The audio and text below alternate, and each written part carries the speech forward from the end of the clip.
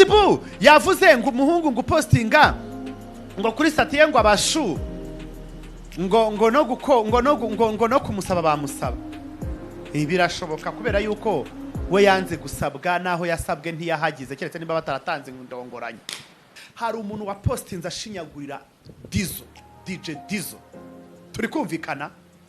Reba hano banzu ntega amatwi niba agiye kukavuga ko kantu. Imana yamukubise urushyi yarapfuye.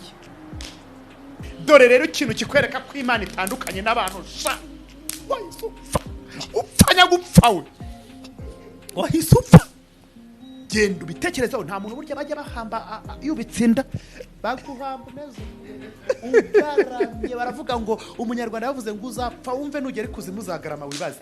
Rero hari iyo bakugaramishije uko bakagucomekamo amapamba. Ugenda utekereza ati Dizo ni muzima. Uragenda ukabitekerezaho. Ubu se Dizo Imana ikomeze kurinda ahubwo baguhe ka mitsingi gakonje. Ariko banyarwa muracyabona kururu y'abano bantu yiriya team ikiri gahonga ikiri butera ikiri tijara na murerwa. Muracyabana na mu maposte. Musambaza icyabiteye nzakibabwira. Element yandikiye amahiti menshi abantu abajun na barriere araziba barazikora ziba amahiti. Ariko ikintu kimubabaza Element kano kanya tuvugana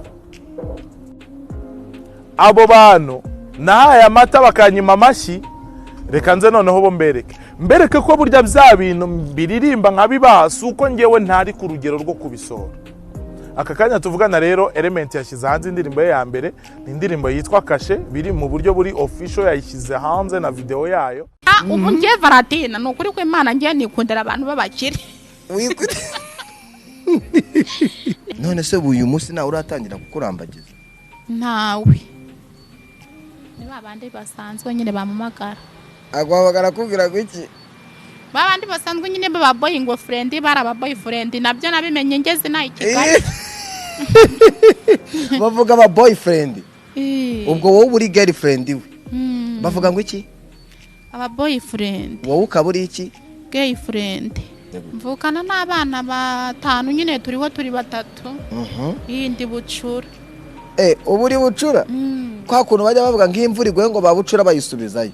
Wayisubiza? Nanjye najyaga mbikora ariko. Najyaga mbikora bakambwira ngo ni impene. Nkabikora. Akabigihirenga bigakubitana nuko itari bugwa wenda ariko ntago njya nemera ko ari byo.